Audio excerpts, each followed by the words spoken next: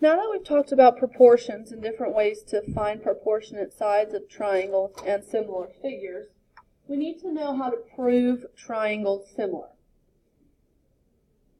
Just like congruent triangles, there are some postulates, okay, but similar triangles only have three.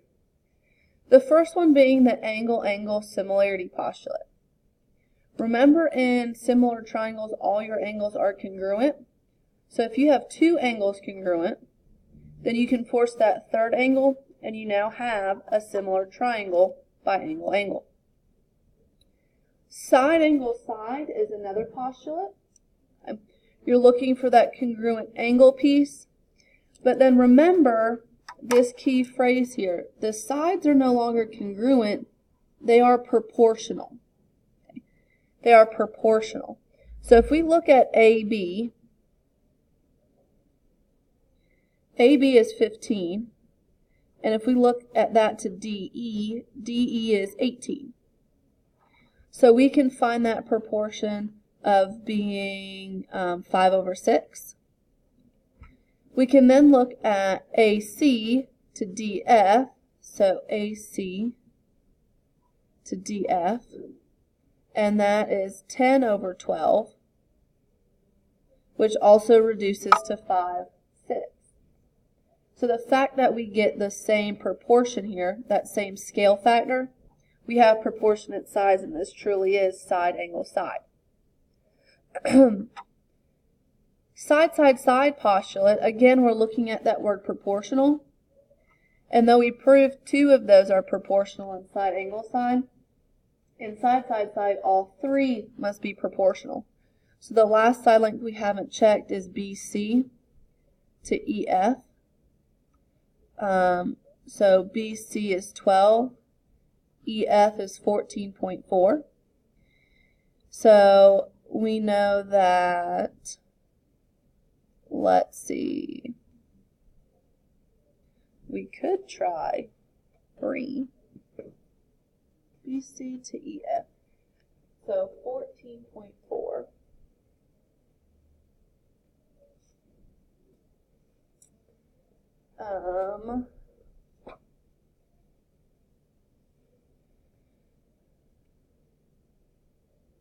Yep. Alright, so 3 can go into both. Sorry, I was messing with our numbers. So this is 4/4.8.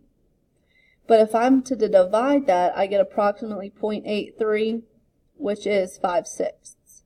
So you're going to have to go through all of your options. So yes, this is a side, side, side similarity. So let's write some similarity statements. Just like congruent statements, the order does matter. So if we go RSQ, okay, R had an angle measure of 49, but I don't see 49 here. RSQ, we have 92 degrees, which is interesting. So let's see what our missing side angle is. 180 minus 49 minus 92.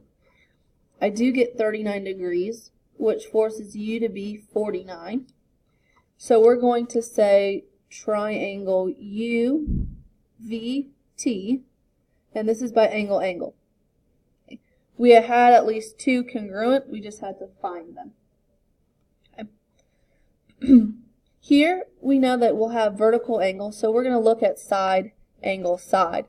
So we have HGJ, and so if we have HGJ, we're going to set up a proportion from the longest side length to the longest side length, the shortest to the shortest. So if we do 18/27, we know that 3 can go in here 6 times and 9. Right, 20 divided by 3. And so 9 could go really into both. So 3 goes in there again, 2/3. So if we do short to short, we'll have 16/24. That's equal to, let's see, 8 can go into both. 8 goes in there twice, 8 goes in there 3 times. I get that same scale factor, that same proportion. So these are now congruent. So we have HG, so we're going to go LKJ. And that's by side, angle, side. And you're going to put that similarity So we can tell the difference between a congruent statement and a similarity statement. Number 3, here's an example of side, side, side, hopefully. So we have A, B, C. So A, B, C, it looks like we have two isosceles triangles, so they should match up. 12 over 15, that's 4/5. 12 over 15, that's also 4/5. And the last one we'll do is 8 over 10. 2 goes in there 4 times, 2 goes in there 5. So all three of them have that same ratio. This is correct. So we're going to go M and P. And that is by side, side, side similarity. So why don't you pause the video and see if you can try these other 3 similarity statements on your own. So let's look at these next 3. Number 4, you have 2 triangles sitting inside each other. And those 2 triangles share an angle A. Well, angle A must be congruent to angle A. This is the first introduction of angle reflexivity. Okay. So then we looked at the 2 small side lengths, 2 to 3. And then the larger side lengths I've highlighted in blue here, 4 to 6. So that's side angle side. Here are the next 2. You should have gotten side angle side and angle angle similarity. Alright, let's look at some on the back. 7 and 8 we can work on together, and then I'll let you practice the rest. Here's another one. Angle G is going to be congruent to angle G. Now they've marked these 2 things parallel, so what I would do is I would highlight those parallel lines anytime you have them, and notice there's a transversal here. If there's a transversal here, these 2 angles are congruent because we know corresponding angles are congruent. So this is another angle-angle similarity. And if we go GHJ, we're going to go GMK. Okay.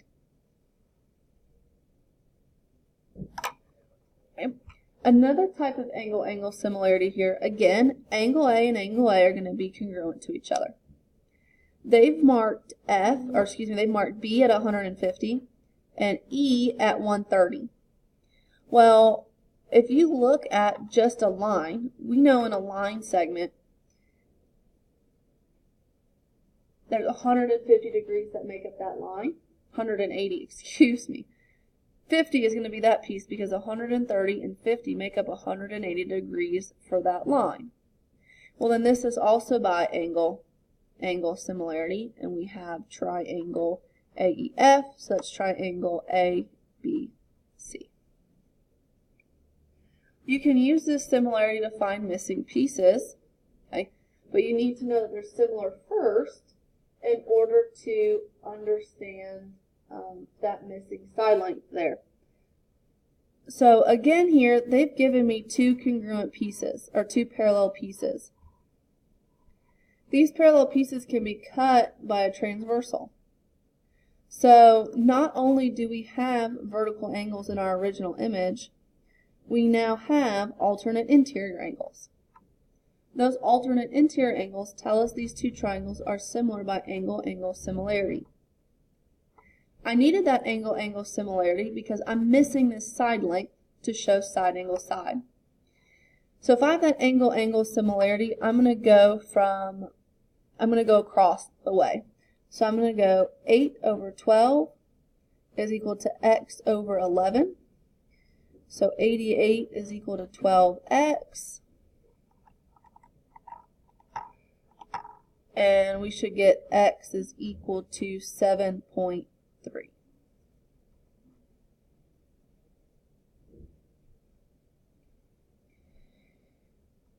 Same thing here, you're going to get another angle-angle similarity. Okay. Angle U is congruent to U, and they've marked these 2 congruent. So this is also by angle-angle similarity. And they want you to find SU. Okay. So let's look at this at a triangle at a time. I have this triangle here. So I'm going to do side length to base. Well, if I do the side length of SU, I'm missing this lovely piece here. So that side length SU is 26 plus X, and that's going to be over the base 42. So we'll cross multiply and get 1092, 728. We'll do some subtraction. And we'll divide to find our final answer of X equaling 13. So GK was 7.3. X equals 13 though, and they wanted that whole side length of SU, so we'll add 26 to get 39 here.